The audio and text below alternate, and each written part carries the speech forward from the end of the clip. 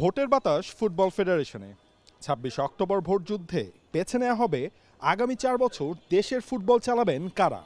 Delegation form জমা দেওয়ার শেষ দিনে জমজমাট বাফুফে ভবন। ডেলিগেট ফর্ম নিয়ে হাজির ক্লাব প্রতিনিধিরা। জেলা ও বিভাগের সাথে বিপিএল, বিসিএল, নারী লীগের ক্লাব সহ ভোটাধিকার থাকার কথা ছিল 139 কাউন্সিলরের, তবে কমছে সেই সংখ্যা। আজকে আমাদের লাস্ট ডেট ছিল ডেলিগেট ফর্ম জমা দেওয়ার। সেখানে আমরা 137টা ফর্ম পেয়েছি। বিকজ হচ্ছে দুইটা আমাদের এখানে ডিসপিউট আছে দেখে আমরা ডেলিগেট ফর্ম পাঠাইনি। দুইটা হলো রায় বিচারাধীন রয়েছে বিধায় আমরা সাতক্ষীরা এবং যশোরকে ভোটাধিকার থেকে বিরত রেখেছি।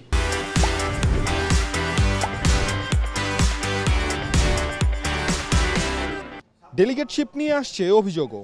দেশে না থেকেও এমনকি পলাতক অনেকেও হচ্ছেন কাউন্সিলর। এমন অভিযোগ নিয়েও বাফুফে ভবনে আসছেন তৃণমূলের সংগঠকরা। বাফুফের 3 সদস্যের কমিটিতে হবে এসব অভিযোগের যাচাই বাছাই। বাফুফের বিরুদ্ধে আইনি পদক্ষেপ নেওয়ার হুঁশিয়ারিও অনেকের, যদিও বাফুফে বলছে অনেক অভিযোগ ভিত্তিহীন। রেজুলেশনের কপি সহ গতকাল আমি এখানে জমা দিতে এসেছিলাম, ওনারা আমারটা জমা নেননি। আজকে যদিও ওনারা আমারটা রেজুলেশন কপি সহ আমার দরখাস্ত তারা জমা নিয়েছেন, কিন্তু তারা একটা কথা বলছে যে যেহেতু সভাপতি বরাবর তারা ফর্ম প্রেরণ করেছে, সভাপতি ফর্মটাই তারা বেশি কার্যকর হিসেবে তারা দেখবে, আমারটা তারা বিবেচনায় রাখবে, হওয়ার সম্ভাবনা খুবই কম। 40টি জেলা এবং বিভাগীয় ফুটবল অ্যাসোসিয়েশন শুধু জালিয়াতির মাধ্যমে আমরা এই ব্যাপারটা যখন আপিল হবে, আপিলের বোর্ডে আমরা এই ব্যাপারটা তুলে ধরব। আমরা যদি সঠিক নির্বাচন হয়, যে কয়জন বৈধ, যে কয়জন সঠিকভাবে আসবে, বৈধ প্রতিনিধিদের নিয়ে আমরা নির্বাচনের দাবি জানাই। যদি সেই কাউন্সিলর 139 জনের জায়গায় যদি 80 জনও হয়, 80 জন বৈধ, অবৈধ কোনো ডেলিগেট এবং কাউন্সিলরদের নিয়ে আমরা নির্বাচন চাই না। দুই পক্ষকেই ডাকা হবে, যেরকম ডিসপিউট আছে ডাকা হবে। তাদের ওই কমিটি ডিসাইড করবে এটা কার পক্ষে রায় যাবে। এরকম হতে পারে দুই পক্ষকেই ওইখান থেকে বাদ দিয়ে বলতে পারে যে এখান থেকে কোনো ভোটাধিকার থাকবে না। সো এটা up to the committee, plus হচ্ছে আমাদের এই ডিসিশনের উপরে আমরা এক্সিকিউটিভ কমিটিতে অ্যাপ্রুভাল করাবো। যিনি আসুক, নতুন নেতৃত্বের প্রতি ডেলিগেটদের চাওয়া আগের মেয়াদগুলো থেকে যে অপূর্ণতার ঝুলি রয়েছে সেটা পূর্ণ করা। আমরা চাচ্ছি তৃণমূল থেকে শুরু করা উচিত, যেটা এতদিন অবহেলিতই ছিল বলা যায়। আমরা নামকওয়াস্তে কিছু টুর্নামেন্ট পেয়েছি, লিগগুলো হয়েছে অবহেলিতভাবে। কমলাপুর স্টেডিয়ামের যেটা মেয়াদোত্তীর্ণ টার্ফের মধ্যে খেলা, আমাদের ছেলেরা ইনজিউর্ড হয়েছে বারবার, মানে অনেক সমস্যা আপনারা নিশ্চয়ই জানেন, মাঠে যারা গিয়েছেন, এর মধ্যে খেলতে হচ্ছে। এগুলো থেকে আমরা একটুই চাচ্ছি যে ডেভেলপ হোক। বাংলাদেশের মানুষ অবশ্যই ফুটবলকে অনেক ভালোবাসে।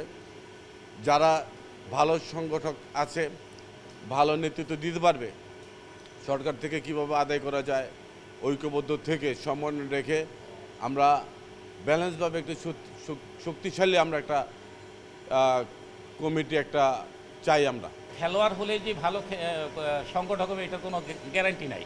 তো আমরা দেখেছি, বিগত দিনেও দেখেছি যে সেরকম আশানুরূপ কিছু আমরা পাইনি। তো আমরা আশা করতেছি এমন একটা কমিটি হবে যেই কমিটির মাধ্যমে বিগত দিনে যেই খেলার জগতে, বিশেষ করে ফুটবল খেলার জগতে যেভাবে আমরা পিছিয়ে গিয়েছি সেটা যেন আমরা ওভারকাম করে আসতে পারি। বাংলাদেশ ফুটবল ফেডারেশন নির্বাচন প্রতি বছরে একটা কম্পিটিশন হয় এবং অনেকে ক্যান্ডিডেট হয়। গত বছর আপনি দেখছেন 2টা প্যানেল হয়েছে। এবার যেহেতু মাত্র আজকে ডেলিগেট ফর্ম জমা দেওয়ার লাস্ট ডে, সেহেতু আজকে পর্যন্ত সবাই এই এজেন্ডা পর্যন্ত আছে। পরবর্তীতে নির্বাচন কমিশনার যখন আসবেন, ফর্ম কিনবেন, তখনই বোঝা যাবে আসলে কারা কারা ইলেকশন করছে। 3 অক্টোবর বাফুফের বর্তমান নির্বাহী কমিটির শেষ সভা। সেই সভায় অনুমোদিত হবে ভোটার লিস্ট। নাম ঘোষণা করা হবে নির্বাচন কমিশনারেরও। বাকি তফসিল ঘোষণা করা থেকে ভোট পর্যন্ত দায়িত্ব সেই কমিশনের। Neville Khan, T Sports, Dhaka.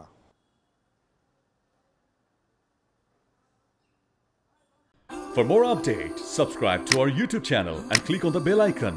Follow us on Facebook and Instagram. Download T Sports app to enjoy exciting games and highlights. Visit tsports.com.